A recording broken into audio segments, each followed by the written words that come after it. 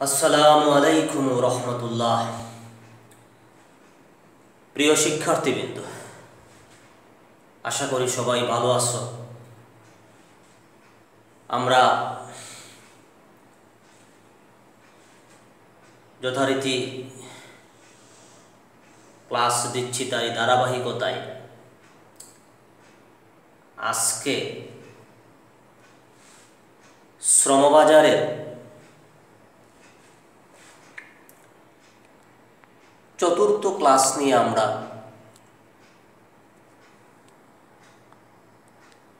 আলোচনা করব। শ্রমবাজারের চতুর্থ ক্লাস।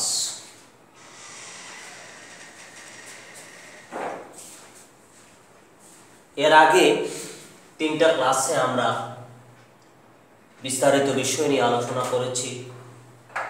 শ্রমের চাহিদা, শ্রমের যোগান, আর্থিক মজুরি, প্রকৃত মজুরি।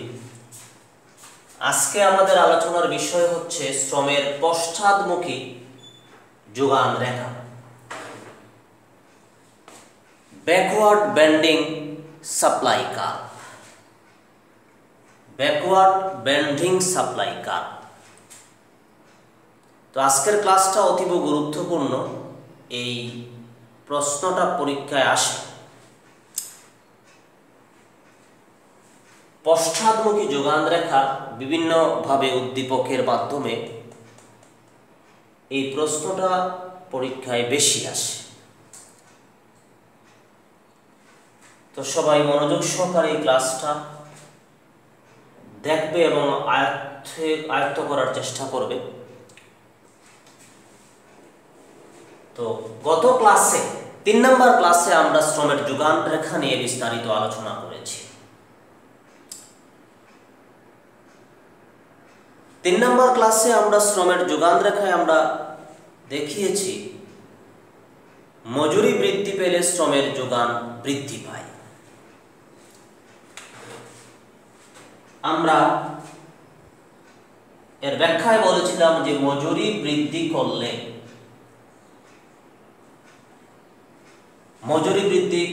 শ্রমের যোগান বাড়ে। মজুরি বাড়ালে শ্রমের যোগান কি হয়? বাড়ে। মজুরি বৃদ্ধি করলে সাপ্লাই অফ লেবার বাড়ে। আমরা DSL/DW গ্রেটার দেন 0 দ্বারা প্রকাশ করেছি। মজুরির সাথে শ্রমের যোগানের প্রত্যক্ষ সম্পর্ক, ফলে শ্রমের যোগান রেখাটা ডান দিকে ঊর্ধ্বগামী হয়।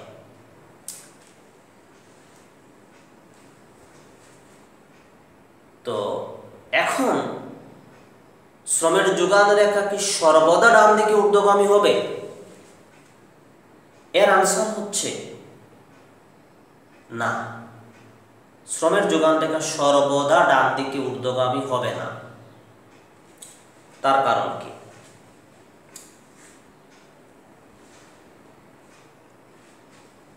মজুরি বৃদ্ধি পেলে শ্রমের যোগান বাড়ে। এই কথাটা শ্রমিকের জন্য একটা নির্দিষ্ট মেয়াদের জন্য প্রযোজ্য। একটা সময় পরে দেখা যাবে যখন মজুরি আরো বেশি দেয়া হয়, তখন সে অধিক মজুরিতে, আরো বেশি মজুরিতে শ্রমের যোগান বৃদ্ধি না করে বরং কমাবে। তার কারণ হচ্ছে প্রাথমিক অবস্থায় সে যখন বেশি মজুরি পায়, তখন তার পারিবারিক প্রয়োজনে, ব্যক্তিগত প্রয়োজনে, অথবা প্রাথমিক অবস্থায় কাজ শিখার মন মানসিকতায়, কাজের প্রতি আনন্দ বেশি হয়, তার পারিবারিক নিড, প্রয়োজন বেশি থাকায়, চাহিদা বেশি থাকায়, ব্যক্তিগত চাহিদা বেশি থাকায় সে অধিক মজুরিতে বেশি তৃপ্তি পায়, অর্থাৎ সে শ্রমের যোগান বৃদ্ধি করে। ফলে শ্রমের যোগান রেখাটা ডান দিকে ঊর্ধ্বগামী হয়। কিন্তু শ্রমিক একটা পর্যায়ে সে যখন দক্ষ হয়ে যায়, অথবা তার নিড কমে আসে, তখন সে কাজের পরিবর্তে, বেশি কাজের পরিবর্তে বিশ্রামকে পছন্দ করে, আরামায়েশকে পছন্দ করে, সে বিনোদনের দিকে সে ঝুঁকে, পার্কে ঘুরে বেড়াতে যায়, কাজকর্ম করে, কক্সবাজার যায়, সেন্ট মার্টিন যায়, বিভিন্ন জায়গায় সে ঘুরে বেড়াতে যায়, বা আরো যে বিনোদন যেগুলো আছে, বই পড়তে পারে, অন্যান্য কাজে সে মনোনিবেশ করতে পারে। ফলে তখন দেখা যাবে সে শ্রমঘণ্টা কমিয়ে দিয়েছে, শ্রমের যোগান কমে গেছে।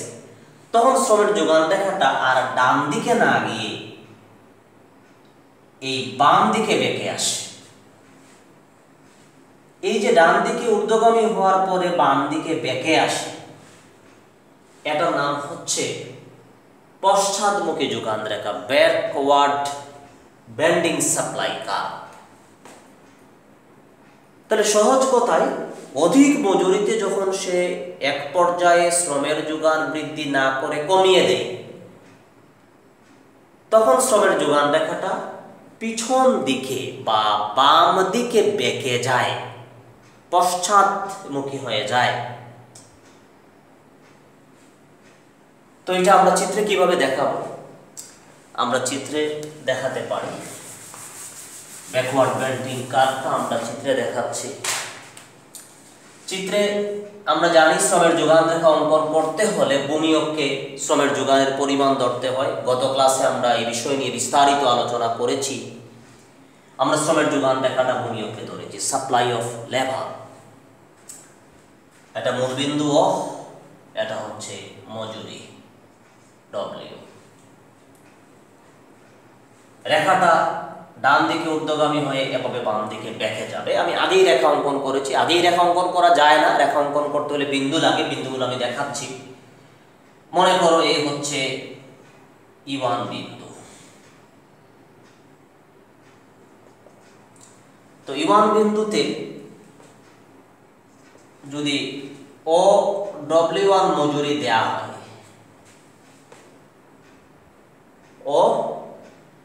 W1 মজুরি দেয়া হয়, শ্রমের যোগান কতটুকু? OL1 হচ্ছে শ্রমের যোগান, OL1, যা চিত্রে E1 বিন্দু দ্বারা নির্দেশিত। এখন মজুরি যদি বৃদ্ধি করা হয়, মজুরি যদি কি করা হয়? বৃদ্ধি করা হয়, তাহলে দেখো মজুরি বৃদ্ধি পেয়ে OW2 হলো, মজুরি বৃদ্ধি পেয়ে OW2 হলো। OW1 থেকে OW2 মজুরি বেশি না কম? অবশ্যই বেশি। উপরের দিকে আমরা গিয়েছি, OW1 এর উপরে OW2 মজুরি বেশি। সে শ্রমের যোগান কি করেছে? বেশি দিয়েছে।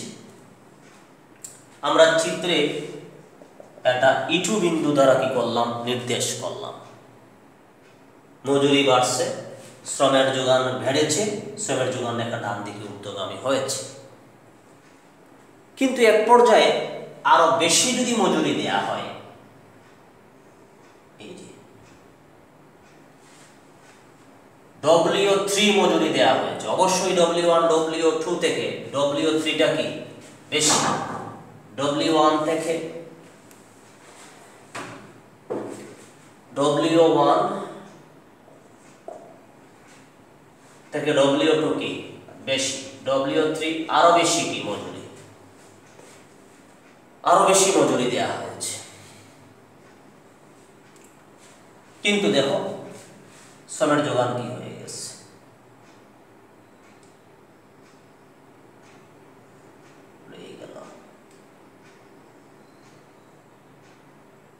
এই শ্রমের যোগান রেখা, এটা হচ্ছে SL শ্রমের যোগান রেখা।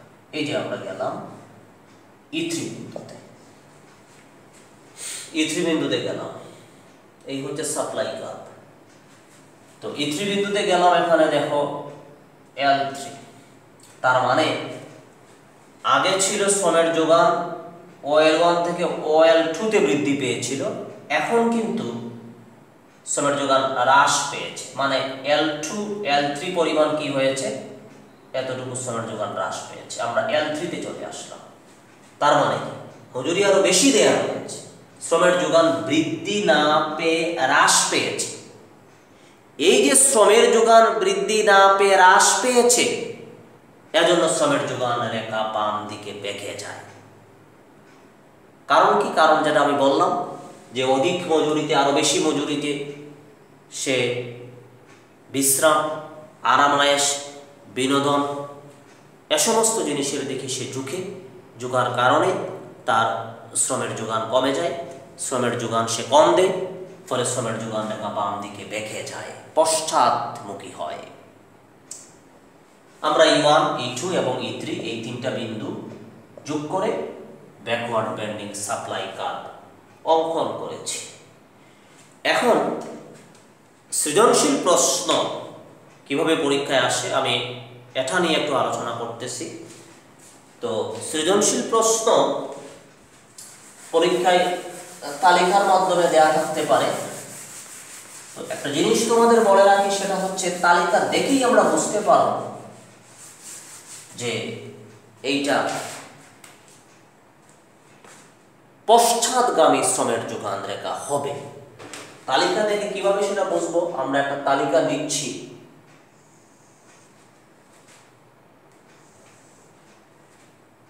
এই তো হচ্ছে আমাদের মজুরি, এটা হচ্ছে শ্রমের কি যোগান।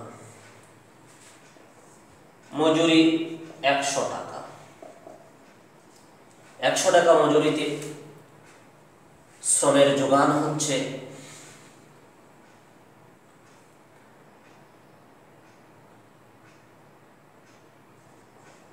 20 একক। মজুরি বৃদ্ধি করে 200 টাকা করা হলো। শ্রমের যোগান বৃদ্ধি পেয়ে মনে করি আমরা 40 একক হলো। মজুরি আরো বৃদ্ধি পেয়ে 300 একক করা হলো। শ্রমের যোগান 40 থেকে আর বাড়লো না, কমে 30 একক হলো। তো এই হচ্ছে আমরা একটা তালিকা নিলাম। এটা হচ্ছে শ্রমের যোগান সূচি, এটাকে বলা হয়, এই তালিকার নাম শ্রমের যোগান সূচি। শ্রমের যোগান সূচি গত ক্লাসে আমরা আলোচনা করেছি যে শ্রমের যোগান বিধিকে যখন তালিকার মাধ্যমে প্রকাশ করা হয় তখন শ্রমের যোগান সূচি বলা হয়। তো গত ক্লাসের এই সূচির সাথে আজকের সূচির পার্থক্য আছে। পার্থক্যটা হচ্ছে মজুরি আমরা বৃদ্ধি করেছি, 100, 200, 300 মজুরি বৃদ্ধি করেছি। তো মজুরি বৃদ্ধি করলে এখানে শ্রমের যোগান 20 থেকে 40 বৃদ্ধি পেয়েছে, কিন্তু পরবর্তী পর্যায়ে শ্রমের যোগান হ্রাস পেয়েছে। তো আমরা পরীক্ষায় যখনই দেখব তালিকায় শেষের দিকে বা একটা পর্যায়ে শ্রমের যোগান কমে গেছে, দেখলেই বুঝবো এটা হচ্ছে ব্যাকওয়ার্ড বেন্ডিং সাপ্লাই কার্ভ। যদি কমে যায় একটা পর্যায়ে উদ্দীপকে যে তালিকা দেয়া থাকবে, এই তালিকায় যদি দেখি আমরা শ্রমের যোগানটা কমে যায়, তাহলে আমরা ধরে নিব এই শ্রমের যোগান রেখাটা কি হবে, পশ্চাৎমুখী হবে, বাম দিকে বেঁকে যাবে। তো আমরা এই তালিকার ভিত্তিতে প্রশ্ন দেয়া থাকতে পারে যে তালিকার ভিত্তিতে যে উদ্দীপকের আলোকে শ্রমের যোগান রেখা অঙ্কন করো। তারপরে হয়তো 4 মার্কের প্রশ্ন থাকতে পারে যে শ্রমের যোগান রেখা এর আকৃতির উপর মন্তব্য করো। তখন ওই যে বাম দিকে কেন বেঁকে গেল তার আকৃতি ব্যাখ্যা করতে হবে। তো আমরা বিষয়টা নিয়ে আমরা একটু আলোচনা করি। আমরা উদ্দীপকের ভিত্তিতে শ্রমের যোগান রেখাটা অঙ্কন করি। আমরা এদিকে শ্রমের যোগান রেখাটা অঙ্কন করতে চাচ্ছি। আমরা ভূমিরক্ষিত যথারীতি শ্রমের যোগানের পরিমাণ সাপ্লাই অফ লেবার নিলাম। শ্রমের যোগানের পরিমাণ লম্বকে আমরা কি নিচ্ছি, মজুরি নিচ্ছি ডব্লিউ। তো শ্রমের যোগানের মানগুলো আমরা দেখে নিই। আমাদের 40 পর্যন্ত যেতে হবে মিনিমাম। আমরা 10 করে দাগ কেটে নেই। 10, 20, 30, 40। ভূমি অক্ষে শ্রমের যোগান কি করেছি আমরা নির্দেশ করেছি। SL is equal to function of W। এখন আরেকটা কথা একটু বলে নেই। এখানে শ্রমের যোগান রেখা অধীন চলক, অধীন চলক সাধারণত আর অধীন চলক শ্রমের যোগান, আর ডব্লিউ হচ্ছে মজুরি। মজুরি হচ্ছে স্বাধীন চলক। সমীকরণের ডান দিকে স্বাধীন চলক থাকে। তো স্বাধীন চলক সাধারণত ভূমি অক্ষে ধরা হয়, কিন্তু অর্থনীতিবিদরা পরিমাণগুলা যেগুলো আছে অর্থনীতিতে, শ্রমের যোগানের পরিমাণ, শ্রমের চাহিদার পরিমাণ, বা দ্বিতীয় অধ্যায়ে তোমরা পড়েছ চাহিদা, ভোক্তার চাহিদা, উৎপাদনকারীর যোগান, তো চাহিদার পরিমাণ, যোগানের পরিমাণ, এই পরিমাণগুলা ভূমি অক্ষে ধরা হয়। তো এই জন্য আমরা ভূমি অক্ষে ধরে এই রেখাগুলা ব্যাখ্যা করব। এই জিনিসটা ব্রেইনে রাখতে হবে। ভূমি অক্ষে ধরে আমরা ব্যাখ্যা করব। এই যে শ্রমের যোগানের পরিমাণটা আমরা কোথায় ধরেছি? ভূমি অক্ষে ধরেছি। আর মজুরি, এই মজুরিকে কোথায় ধরেছি? লম্ব অক্ষে ধরেছি। মজুরির মানগুলো দেখো, মজুরি হচ্ছে 100, 200, 300। তো আমরা লম্ব অক্ষে এগুলো একটু কেটে নিচ্ছি। 100, 200, 300। এবার আসেন আমরা বিন্দু সিলেকশন করব। আমরা জানি রেখা অঙ্কন করতে হলে কি লাগে? বিন্দু লাগে। তো বিন্দু দেখো, মজুরি 100 টাকা হলে শ্রমের যোগান 20 একক। 100 হলে 20 একক। 100 হলে 20 একক। এটাকে আমরা বিন্দু দিব। বিন্দুর যে কোনো নাম দেওয়া যায়, E1, E2, E3 দেওয়া যায়, বিভিন্ন নাম দেওয়া যায়, বা ABCD দেওয়া যায়। এই দিলাম মনে করো এ। তারপরে মজুরি বৃদ্ধি পেয়ে 200 হলো। 200 হলে শ্রমের যোগান 40। এই মজুরি বৃদ্ধি পেয়ে কত হয়েছে? 200। 200 এর টিক ডানে গেলাম আর 40 এর টিক উপরে। এই হচ্ছে আমার বি বিন্দু। তাহলে মজুরি বৃদ্ধি পেয়ে 200 হয়েছে, শ্রমের যোগান বৃদ্ধি পেয়ে 20 একক হতে 40 একক হয়েছে, যা চিত্রে বি বিন্দু দ্বারা নির্দেশিত। বি বিন্দু কি নির্দেশ করতেছে? বি বিন্দু 200 টাকা মজুরিতে 40 একক শ্রমের যোগান নির্দেশ করতেছে। এবার আসুন, মজুরি আরো বৃদ্ধি পেয়ে 300 হয়েছে। 300-তে গেলাম, শ্রমের যোগান কিন্তু 30 হ্রাস পেয়েছে। 40 এর ডানে যাওয়ার সুযোগ নাই, কোথায় আসতে হবে? বামে আসতে হবে। 300 এর ডানে গেলাম, 30 এর উপরে গেলাম। এই হয়ে গেল আমাদের সি বিন্দু। 3টা বিন্দু পেয়ে গেছি, এ বি সি। এখন আসো আমরা রেখাটা অঙ্কন করব। এই যে, তারপরে এই যে গেলাম। এটা এভাবে অঙ্কন করতে পারো, এভাবে, আবার এভাবে স্ট্রেট কাট, স্ট্রেট লাইন এর মাধ্যমে আমরা অঙ্কন করলাম। তো এই যে ব্যাকওয়ার্ড হয়ে গেল, এ বি সি বিন্দুর মাধ্যমে যেটা পেয়ে গেলাম, এটার নাম কি? সাপ্লাই অফ লেবার, শ্রমের যোগান রেখা। এসএল পেয়ে গেলাম, এসএল। এই হচ্ছে শ্রমের যোগান রেখা। তাহলে শ্রমের যোগান রেখা কি হলো? বাম দিকে বেঁকে গেল। তার মানে আমরা যখনই উদ্দীপকে দেখব শ্রমের যোগান কি হয়েছে, শেষের দিকে কমে গেছে, তখন বুঝতে হবে এটা হচ্ছে ব্যাকওয়ার্ড বেন্ডিং কার্ভ, এবং মজুরি বেশি দেয়া হলেও সে শ্রমের যোগান আর সে বৃদ্ধি করে নাই। সে তার আরামায়েশ, বিশ্রামকে সে পছন্দ মনে করেছে, বিনোদনকে সে পছন্দ মনে করেছে। তাই জন্য শ্রমের যোগান রেখা পিছন দিকে বা বাম দিকে বা পশ্চাৎ দিকে বেঁকে যায়। তো আশা করি তোমরা উদ্দীপক অনুযায়ী এই প্রশ্নটার আনসার করতে পারবে। তো আমরা পশ্চাৎগামী শ্রমের যোগান রেখা নিয়ে কি করলাম? আলোচনা করলাম। এবার আসো আমরা আরেকটা বিষয় নিয়ে আজকে একটু আলোচনা করি।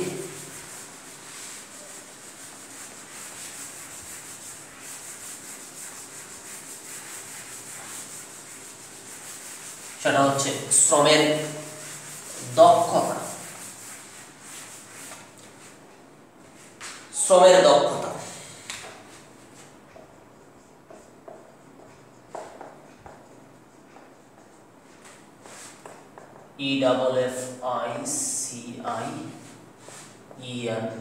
efficiency of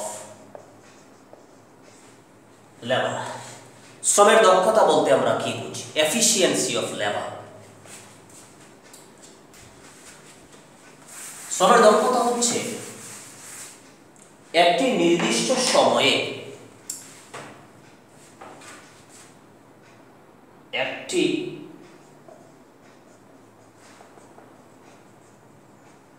নির্দিষ্ট সময়ে একজন শ্রমিক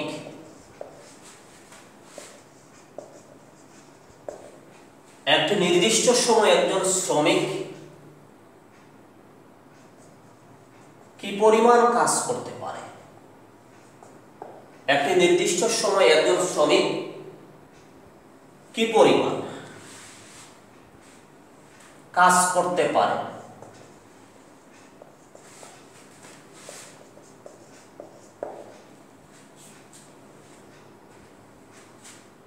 তা শ্রমের দক্ষতা কি করে নির্দেশ করে। মানে একটা নির্দিষ্ট সময়ে একজন শ্রমিক যতটুকু কাজ করতে পারে, একটা নির্দিষ্ট সময়ে একজন শ্রমিক যতটুকু কাজ করতে পারে তাকে শ্রমের দক্ষতা বলা হয়। Efficiency of labour. Efficiency of labour, যতটুকু কাজ করতে পারে। তাহলে এটা অ্যাকচুয়ালি কাজ করার সামর্থ্য কি করে তুলে ধরে। শ্রমের দক্ষতা দ্বারা তার কাজ করার সামর্থ্য, ক্যাপাবিলিটিটা প্রকাশিত হয়। শ্রমের দক্ষতা, শ্রমের দক্ষতা আমরা একটা সূত্রের মাধ্যমে কি করতে পারি? প্রকাশ করতে পারি। সূত্রটা আমি একটু লিখে দিচ্ছি। শ্রমের দক্ষতা ইজ ইকুয়াল টু উৎপাদনের পরিমাণ, উৎপাদনের পরিমাণ ডিভাইডেড বাই কাজের সময়। শ্রমের দক্ষতা ইজ ইকুয়াল টু উৎপাদনের পরিমাণ ডিভাইডেড বাই কাজের সময়। কোয়ান্টিটি অফ প্রোডাকশন কে আমরা ভাগ করব কি দ্বারা? ওয়ার্কিং টাইম দ্বারা, কাজের সময় দ্বারা। তখন সেটা শ্রমের দক্ষতা কি হবে? নির্দেশিত হবে।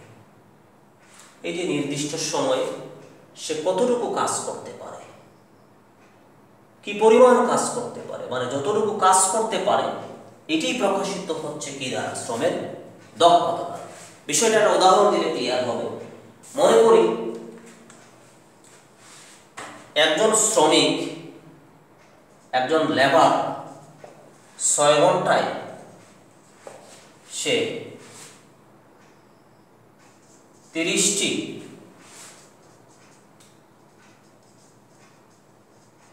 পাঞ্জাবি কি করে সেলাই করে। একজন শ্রমিক সে 6 ঘন্টা যখন ব্যয় করে, আমরা বললাম সে এই 30টা পাঞ্জাবি কি করতে পারে? সে সেলাই করতে পারে। এমতো অবস্থায় তার শ্রমের দক্ষতা কত? Efficiency of labour, El. Efficiency of labour, উৎপাদনের পরিমাণ, এটা হচ্ছে কিউ আমরা দিতে পারি, উৎপাদনের পরিমাণ। আর এটা হচ্ছে working time. Efficiency of labour is equal to Q মানে উৎপাদনের পরিমাণ, কোয়ান্টিটি অফ প্রোডাকশন, ডব্লিউটি হচ্ছে ওয়ার্কিং টাইম, কাজের সময়। ডব্লিউ কত? 30টি পাঞ্জাবি সে কি করেছে? সেলাই করেছে 30। ওয়ার্কিং টাইম কত? 6 ঘন্টায়। তাহলে এফিসিয়েন্সি অফ লেবার হচ্ছে কত? 5। কাজের দক্ষতা হচ্ছে কত? 5। এই হচ্ছে শ্রমের দক্ষতা। তো শ্রমের দক্ষতা বিভিন্ন বিষয়ের উপর নির্ভর করে, তার শারীরিক যোগ্যতার উপর কি করে নির্ভর করে। শারীরিকভাবে যদি সে কর্মঠ হয়, শক্তিশালী হয়, শ্রমের দক্ষতা কি হবে? বেশি হবে, শ্রমের দক্ষতা বেশি হবে। এইটা জীবনযাত্রার মানের উপর কি করবে? নির্ভর করবে। জীবনযাত্রার মানের উপর নির্ভর করে, কর্ম পরিবেশের উপর কি করে? নির্ভর করে। ব্যক্তির কাজ শিকার মন মানসিকতার উপর নির্ভর করে, পারিপার্শ্বিক অবস্থার উপর কি করে? নির্ভর করে,